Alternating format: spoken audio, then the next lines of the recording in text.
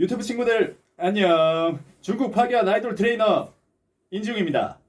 중국은 왜 14억이라는 인구가 있으면서 인구 5천만의 한국보다 더 슈퍼스타가 적게 나오는가? 중국에서는 왜 방탄소년단이나 블랙핑크 같은 세계적인 스타들이 나오지 않는가에 대한 영상을 계속해서 만들고 있어요. 오늘 말씀드릴 중국이 왜 예체능이 발전할 수 없는가에 대한 이유, 바로 관시 문화입니다. 자, 관시 문화라는 게 중국에는 인구가 너무 많아서 사람이 너무 많다 보니까 다른 사람들은 어떻게 되든 상관이 없고 내 주변 사람, 내가 믿을 수 있는 사람만 챙기자라는 문화가 관시 문화예요. 말로만 들어보면 내 주변 사람만 챙기고 다른 사람한테 스트레스를 받지 않는다라는 문화니까 되게 편하고 좋은 문화같이 보이지만 이게 정경유착이나 낙하산, 비리 이런 것들의 원인이 되고 있습니다. 자, 특히나 연예계에서는 이 관시 문화라는 게 중국에서 굉장히 중요한데 바로 그 이유는 연예계가 정치계와 건달들을 같이 끼고 가야 되는 중간 지역이기 때문이에요. 중국에서는 우리나라처럼 KBS, SBS 이런 것처럼 지상파 전국에 다 나오는 방송이 공영방송이 단 한 채널밖에 없어요. 지역별로 채널들이 다 따로 존재해서 그 지역마다의 정치인이나 건달들을 관시로 끼지 않는 이상은 방송 출연 자체가 하기가 굉장히 힘듭니다.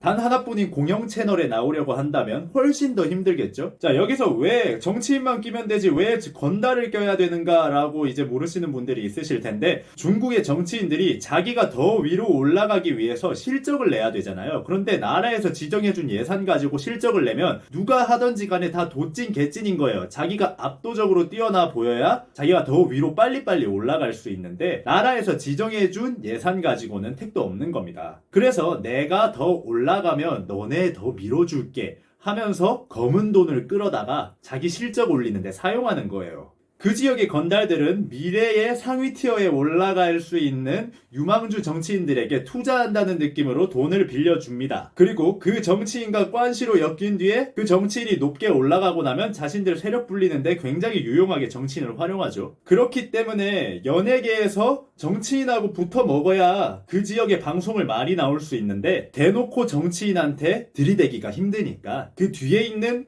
건달하고 먼저 유착을 한 후에 건달의 소개로 이제 정치인들을 소개받고 이렇게 되는 겁니다. 그런데 자, 여기서 정치인들도 돈이 많아요. 그리고 건달들은 정치인들한테 돈을 빌려줄 만큼 돈이 더 많아요. 그런데 고작 연예계 엔터테인먼트에서 건달들하고 정치인들한테 돈을 먹인다고 해가지고 걔네들이 막 우리가 형제야 이렇게 말하면서 관시를 해줄 리가 없겠죠. 그래서 할 수 있는 게 뭡니까? 바로 예쁜 애들 데리고 가서 술 따라야죠. 자기네들이 밀고 있는 애들 다 데리고 가가지고 한 명 한 명 다 보여주고 너 마음에 드는 애 있어? 하면서 옆자리에서 술 먹이고 술 따르고 그 사람들 중에 마음에 드는 애가 하나 있으면은 성삼납은 기본입니다. 어차피 그 지역 정치인이랑 그 지역 건달들이라 가지고 언론 통제가 중국은 완벽하게 돼 있기 때문에 뭘 해줘도 뉴스에 나오지도 않아요. 언론사가 알려고 하지도 않습니다. 그리고 중국 국민들의 국민성이 돈을 벌 수 있으면 뭐든지 하라 이런 마인드라 가지고 성상납을 한 게 소문이 나고 이렇게 돼도 걔네들이 방송을 한 번만 타기만 하면 천문학적인 돈을 벌 텐데 그 돈을 벌기 위해서는 걔네들이 한번 해줘야지 이렇게 생각하는 사람도 정말 많다는 거예요. 실제로 여러 엔터를 다녀보면서 매니저분들을 만나는데 매니저분들이 아이돌 애들한테 그런 거를 주입을 합니다. 할 수만 있다면 해야지. 절대 그런 사람들과 술 먹는 자리가 쉽게 나오는 자리가 아니다 라고 아이돌들한테 언제나 말하고 다녀요.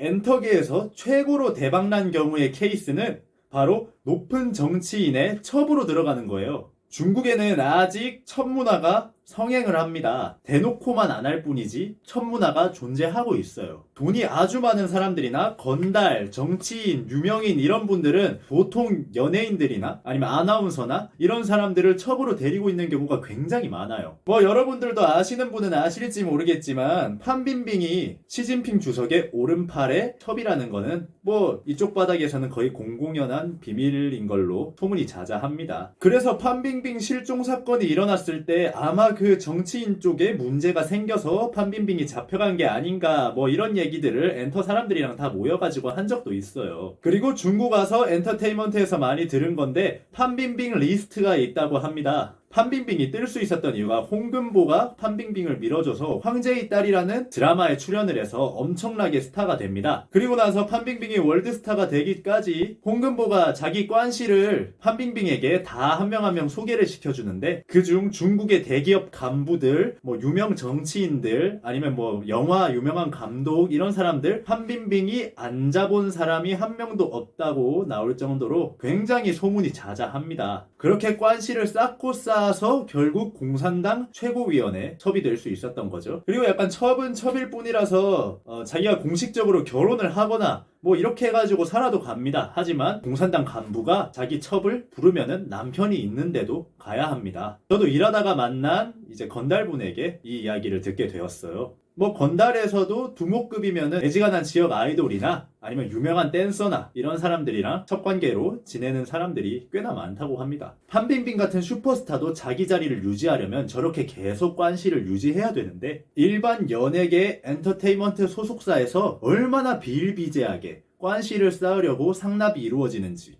대충 봐도 알 수 있겠죠? 한국에서도 상납이 없다고는 얘기할 수가 없습니다. 아직까지도 장자연 씨 같은 슬픈 일들이 계속 언급이 되고 있으니까요. 하지만 한국에서 그런 일들이 알려지면은 국민들이 분노를 합니다. 중국에서는 돈을 벌 수 있다면 해야지, 그것도 기회야, 그런 기회가 어딨어, 이런 식으로 얘기를 한다는 겁니다. 기획사 사람들이 서로 웃으면서 술자리에서 술안주로 연예인 누구가 누구 첩이네, 뭐 이번에 누가 건달을 만난다네, 뭐 이런 얘기를 하고 있습니다. 한 사람의 예술가를 공산당의 성놀이개로 생각하고 있으니까 어떻게 예체능계에 발전이 있겠어요. 문화 대국을 꿈꾼다면서 천문학적인 돈을 중국이 때려받고 있습니다. 하지만 근본적인 게 변하질 않으니까 그들의 수준이 계속 그대로일 수밖에요. 뿌리가 썩은 나무는 아무리 영양제를 투여한다고 해도 절대로 자라지 않습니다. 자, 오늘도 재밌게 보셨나요? 중국이 100년이 지나도 한국의 문화를 앞지를 수 없는 이유,